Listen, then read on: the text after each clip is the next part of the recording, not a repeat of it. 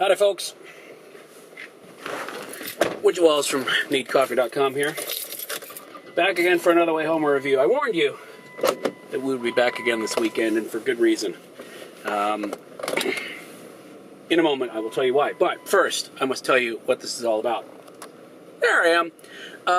You can, behind the camera. Wayhomers work like this. I've just left the cinema. That's that building there. And I've seen a film. I'm going to tell you about it on my way home. And today we're here to talk about The Lion King. So, The Lion King. Does this actually require a synopsis? Oh yeah, I'll try one. So it's Pride Lands, lions, rule. There's a king who's a lion, but not Jesus. And it's voiced by James Earl Jones. And basically he has a son, Simba, who is, heir to the throne. But he also has the black sheep of the family, his Mufasa's brother Scar, voiced by Jeremy Irons, who wants to be heir to the throne, was heir to the throne, and then Mufasa had to go spawn. So now his son is heir to the throne, obviously. And so machinations are put in place by which Scar can wind up as king of the Pride Lands once more, and leaving Simba out in the cold, or rather in a lush jungle. But anyway, so that's your basic synopsis. The hero returns, hero in exile, learns something, comes back triumphant, which funnily enough we saw earlier this year in Thor. So, thank you, Joseph Campbell. All right, now, so here's the deal. They have put this out in 3D. That's the little thing. All right. Which, yes, because we're seeing this on a Sunday evening, as I understand it, did $29 million this weekend and basically was number one at the box office. Now, on one hand, is it a money grab? Yes, but bear in mind that Disney used to re-release their stuff.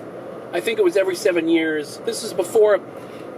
Okay, kids, ask your parents. But there was a time when we didn't have DVD. There was a time even when those things that your parents don't watch anymore, called VHS tapes, we didn't even have those. And basically, when stuff came on television, like they would show. Remember when they used to show actual Disney movies on the Disney Channel? I know, this happened. You would actually have to be home to watch it. And when they would re-release stuff in theaters, it was a big deal because that was the only way you were going to see Snow White is because they showed it on the big screen again. So Disney used to re-release stuff all the time. Now that everything's out on home video and they're releasing diamond editions and now it's Blu-ray and stuff, they don't do that anymore because they're trying to push their home video agenda and make money that way and, bully for them. And as we've discussed so many times, most of the time you get a better cinematic experience watching stuff at home, right? Because, even at 10 o'clock on a Sunday night, there's some guy down the row talking. It's come on. It's like when I saw Drive earlier this weekend. Some guy answered the phone. It's unless you're a brain surgeon, or not even a brain surgeon, and it's unless you know the key to stopping the alien invasion, let it go to voicemail, for God's sake. So, but they've put this out. Was it to make money? Yes, because that's what they do. But it's also to promote the fact that Lion King is coming out on 3D Blu-ray at the beginning of next month. Now, I was interested in this from the get-go, partly because, just even if you take everything else out of it, as we've discussed in these, animated films fare the best in 3D. And in fact, the best live-action 3D film I've seen so far this year was the one that had the least live-action in it, i.e. Transformers. And I say least live-action, I'm not trying to be funny in the fact that there was very little live and very little action in it. I'm just saying there was a lot of CG going on, okay? So yeah. So even without everything else, the prospect of seeing a well-done 3D version of a classic animated film, cool. However, add the added wrinkle of the fact that I managed to sneak into the D23 Expo, not the one they had this time with all the Marvel stuff, but the first one before that, 2 years ago. And they showed some footage of Beauty and the Beast done in 3D. They showed, I think, 2 or 3 scenes. And it was gorgeous. I mean, it really was amazing what they'd done with it. I think one of them was, as you would imagine, the ballroom dancing scene. Just amazing. And so, first of all, it's a shame that Beauty and the Beast, they didn't really do a wide theatrical release of that in 3D. I don't normally look up anything about stuff, but I was trying to figure out what the hell happened to that. And they rolled it out in limited, very, very limited, earlier this month in anticipation of it coming out on 3D Blu-ray as well, at the same time as The Lion King, which doesn't make a lot of sense to me, but whatever.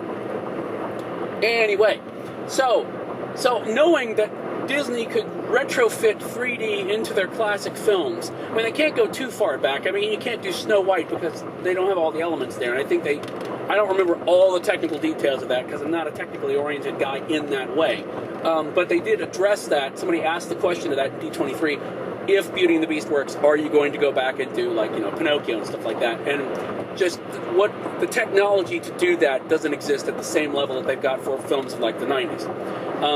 That being said, you're probably not going to see, I don't know, Great Mouse Detective in 3D anytime soon either. Anyway, but the point being is that it looked great, and so I was really looking forward to seeing a great-looking Lion King in 3D. So, yes, it looks really great in 3D. I mean, what's really interesting about the way they handled this is, and I'm fairly certain I'm not making this up, is that when you first watch The Lion King and you see the opening sequence, right, with the logo that comes up, which gives me goosebumps every single time I see it, and you've got, the vistas of the African plain, and you've got, I'm smacking things, and you've got the animals, and you've got all these different layers of things. When you see that for the first time, when you watch that back when it first came out, there was that moment of, oh my God, this looks gorgeous. And I'm almost positive that what they did with this is they tried to map how much they cranked up the 3D, that's a very technical term, cranked up the 3D, to map to that, so that just as with the classic time that you went and saw for the first time, you had that moment of, wow, awesome. They were doing the same thing with this, so that you were having that awesome moment with the 3D. And there's the 3D, there's a lot of really great moments in the 3D. That just adds a lot of depth, and there's a lot of stuff, it doesn't feel cheesy. At no point did I feel like, well, this sucks. I mean, it was very, very gorgeous and well done. Now, that being said, it's not a perfect process in that the 3D does make the colors in places a bit, it makes the image a bit soft, it makes the colors sometimes a bit muted. So, I mean, does the, is the 3D version superior to the 2D version? No. Is the film still magnificent? Yes. I mean, it really is. I mean, it's one of those things like, the sequence with Mufasa and Simba after the stampede is just as devastating now as it was when it came out. The funny bits are still funny. The musical numbers still work, especially when you consider what I've always marveled at is that you finally had the Jeremy Irons, Whoopi Goldberg musical number that I know we were all waiting for. But I mean, the film is absolutely timeless, and it holds up so well. And, my thing to Disney would be, and I'm sure they're thinking this now because they're seeing the dollar signs, is that, you don't have to wait till things become 3D to roll them out into theaters again. We'll go see them. I mean, the good ones, right? I mean, Rescuers Down Under, probably not. But you know what I mean? I mean, the good ones we'll go see again. And The Lion King marked the last of the really great cel-animated Disney films for quite some time. Which, in one case, wasn't that fair because how do you stack up to it, right? But in the other case, damn, Disney, you did some crap for a while there. I mean, come on. So, here's the thing. Okay, so here is this is why we're not doing a separate take. We do one take, but it's kind of hard to do one continuous take when your hard drive runs out of space. So here we go again. Where would I leave off? Okay, I was doing my recommendation. So my recommendation is this. I mean, should you go see it? Yes, because I think it's great to see it on the big screen, 3D, 2D, either way. And I think the 3D, while it's not the superior way of watching the film, is still a lot of fun and is an interesting experiment in retrofitting 3D to classic animation. So I would urge you to go see it. And the only problem with trying to save a few bucks and going to see a matinee is because all the people with kids are going to go see it. And I mean, taking kids to a children's film, what's that about, right? So, I mean, now, sometimes it is fun to watch a children's film with actual live children that you don't have to rent, because you get the reaction and they're having a good time. But sometimes you just don't give a damn about that. And so, if so, go see a late night show and just be prepared to pay full price. But I feel like I got my money's worth. So here's the problem. Cup-wise, it's hard to say because the original film by itself is a 5-cup affair. And my thing is always 5 cups is reserved for a perfect film. Now, while the 3D is cool, it does have its own imperfections that it bestows on the film, like we were talking about with the image and so forth. So I think the 3D version itself is probably a 4.5 out of 5, acknowledging the fact that the original version is 5 cups. So there you go. Two reviews in one for that. So there you go, The Lion King in 3D. Disney, because I know you watch these things, put out more of your damn movies on the big screen, please. And make sure that whoever made Cars 2 goes and watches this, because they could really use a refresher. I'm just saying.